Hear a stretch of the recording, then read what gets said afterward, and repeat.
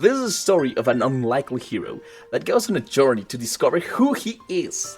The story has some dark undertones of war crimes and fate. I am not talking about this.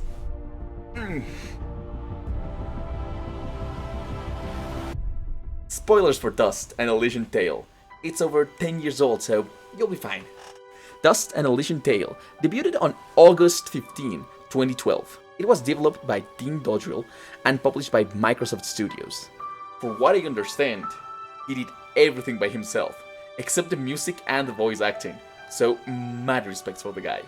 The game is a Metroidvania mixed with a beat-em-up, with a cute and very stylized art style that makes the game very nice to look at, from characters to backgrounds. Oh, this place seems very nice. Wait. The controls work very smoothly, giving you full control of the character, which makes all your mistakes 100% your fault. On one hand, I want to go fast. On the other... From the start you play as Dust, who is trying to understand where he comes from, and with the help of Fidget, the comedy relief, the voice of common sense, and the best character. This is the nicest thing anyone's ever done for me. I mean, we saved you. I think saving you is more nice. Well, we did save your life, remember? Oh god! Dust is also accompanied by Ara, a talking sword that, according to my theory, really has no idea what's going on, but pretends to know everything to make you feel better. Unfortunately, he's not always successful. I don't want him to feel bad. I know. He was fated to pass, and there is nothing we could have done to stop it. What does that mean? Why is it that every time I make a decision, you treat it like some kind of test? What haven't you told me, Ara? I didn't think this through. This is not the time nor the place. And just what is the perfect time and place? How many more have to die before you tell me who I am?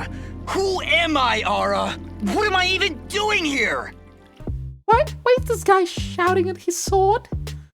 I don't know. Don't look, sweetie. Just keep walking. Until midpoint, this game seems cute and childish. Oh my, you really should have saved first. And it's mainly a challenge to your beat-em-up skills. I'll bet you'd have no problem getting a 1,000 hit combo! You want me to make 1,000 hit combo? You're lucky that I have the power of not having a life! However, the story becomes serious after an unexpected death. I don't understand. We did everything we were supposed to. And the theme of identity begins to bring deeper tones to the story.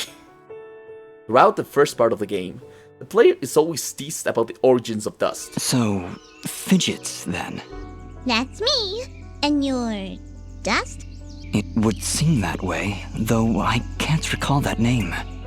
While the game hands out a few clues on who he could have been in the past, it still keeps the secret.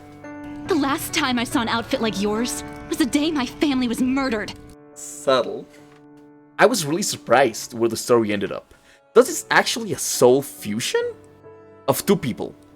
Jean, a pure-hearted kid, and Cassius, a murderer who is very good with a sword. At this point in the story, Fidget, the comedy relief, is shockingly the one that gives us the important message. I'll have faith in you when you have faith in yourself. How about it, huh?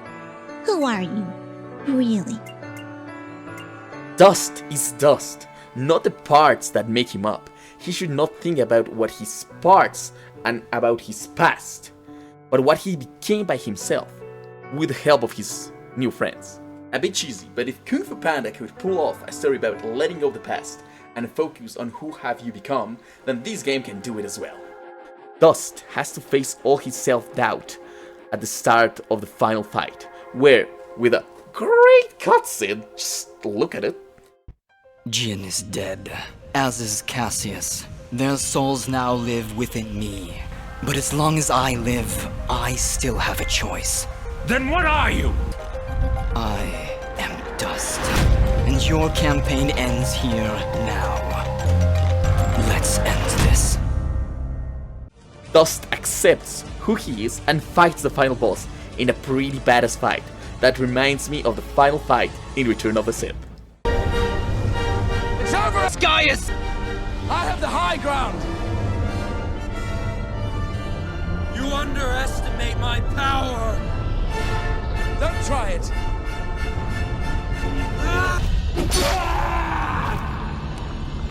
Honestly, I wish the other boss fights could be this complex instead of just a one-note punching bags. What I really like about this journey of self-discovery is that it was Fidget's words that gave deeper emotions to what seemed like a child's game, and made us, the players, feel for Dust's struggle. Fidget is important here because she and Dust grew as friends and have the most believable relationship in the whole game. Dust, what are you saying? That also explains all the silly jokes and all the small talk from both of them at the start of the game. It was not just filler, their friendship needed to be developed in order to make this moment much more powerful. And then he dies in what it's really sad and really climatic, but really sad. I feel really sad for Fidget. This was not in the script. I just remembered that now, and it was really sad. So everybody cry for Fidget. Let's continue. The game not only dwells on themes of personal identity, but also group identity, and how hate on a group can lead to pretty bad things. Genocide. Gallius, the final boss and ex-friend of Cassius, has the task of exterminating all the Moonbloods. For those who don't know and want to know, Moonbloods are basically scalies. Like, everybody here is a furry, but Moonbloods are scalies. Just clearing these up. He wanted to exterminate all the Moonbloods because they are different from everybody else. This shows that the Moonbloods may be seen as a different race by others. So yeah, this is basically racism. Racism taken to the extreme. First, we destroy these Moonbloods once and for all. Just shut up. So while we're experiencing a story of personal discovery and self-identity with Dust, in the background, we're being told another story of how genocide is happening just because one group is different than everybody else, and the ones in power just want them gone. I think this would look good on you. It's really fucked up stuff if you think about it.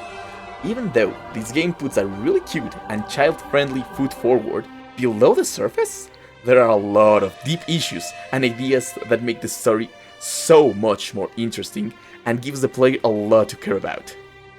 I just wish the bosses were a little bit better. I hope you all enjoyed this video and I can't wait to hear your thoughts about it. If you like these kind of videos and you want to support my channel, leave a comment and a like. It's very much appreciated and it supports me a lot. Also subscribe. Please, subscribe. Subscribe and I will send Fidget. I promise you I will send Fidget. Look, Fidget here. She'll go and make you happy. Here are some other videos you would enjoy. And thanks a lot for the support and see you next time, squad.